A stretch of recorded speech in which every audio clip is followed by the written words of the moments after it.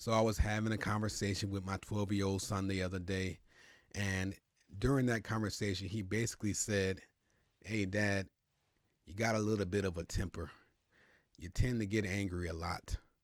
And after working through that conversation with him and thinking about it, I came to the conclusion that it is so important for my behavior that I display out in public to be the same or aligned with the behavior that I give to my kids and family at home. At the end of the day, I'm a father who just wants to leave a strong legacy for his kids. I want to pass on something worth passing on for them for the future. So I just want to work through that conversation that I had with my son and share some of my reflections.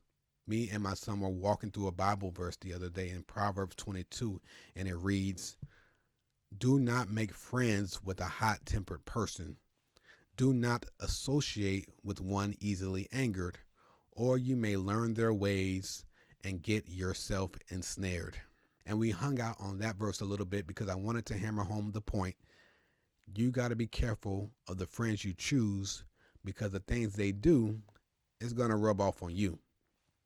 Then I went on to ask him, "Do you know anyone at school that fits in that category of hot tempered?" He said yes. But then I asked him, "Would you put me in the category of hot tempered?"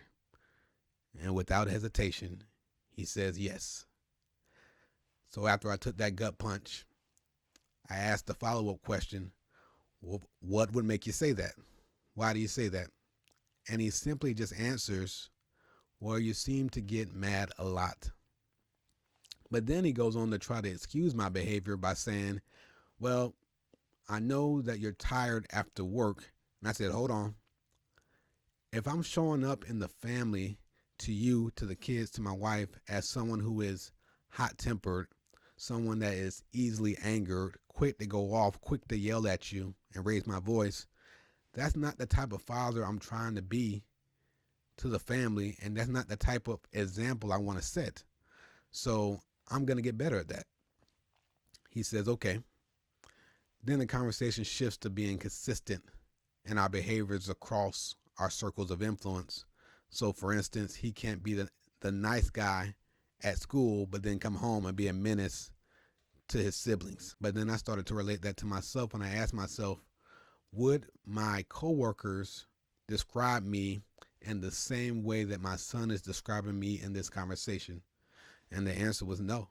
My coworkers would describe me as cool, calm, and collected. And I think it's because my job requires me to show restraint in the way I speak to people. It requires me to be disciplined because if I go off on somebody, even if I want to, my boss would hold me accountable. So it's that natural checks and balances that I have at work. And I realize that that same natural checks and balances, it won't exist at home unless I make space for accountability and feedback. Because at the end of the day, my kids are not influenced by the behavior that I show at work because they don't see that. They're not influenced by the behavior that I show out in public or at church. They don't see that. They are influenced by the behavior they see from me each and every day inside the household. And if I'm showing up as an angry person to them, that is what they are most likely to pass on in their future relationships with their spouse. That anger is something that they could pass on in their future relationship with their own children, who are my grandchildren. And I don't want that. So that whole conversation was healthy, and it was a good reminder for me that I gotta be consistent. I know that I can show patience to my family because I do it at work. So capability is not the issue. I think accountability is going to help, and I'll get that. And feedback is going to help. Making spaces for my family to give me feedback like, "Hey, how am I showing up to you at the house? Am I showing up the way that you need me to show up?" I'm not perfect. I'm progressing. I'm not going to bash myself. I'm not going to make excuses for my behavior. I'm going to take accountability, and I'm just going to get better because I want to be the leader that my family needs. And that's all. I just wanted to share that conversation, and hope that resonates. Thanks.